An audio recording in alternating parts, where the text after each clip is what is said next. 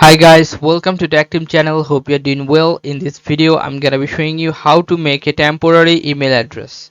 So this is super simple. You have to just go to open a new tab in Google Chrome and write here temp mail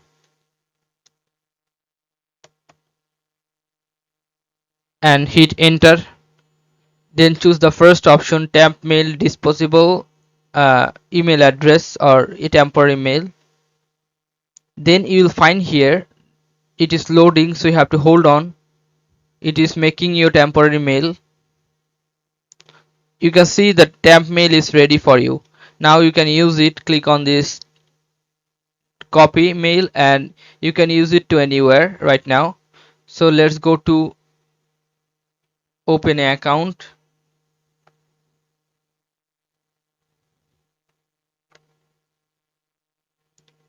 Hypothesis sign up.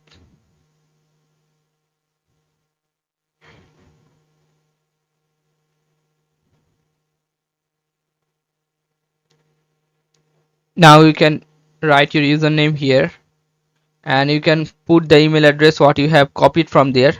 This one you can check this one. Okay, now you have to put any password here.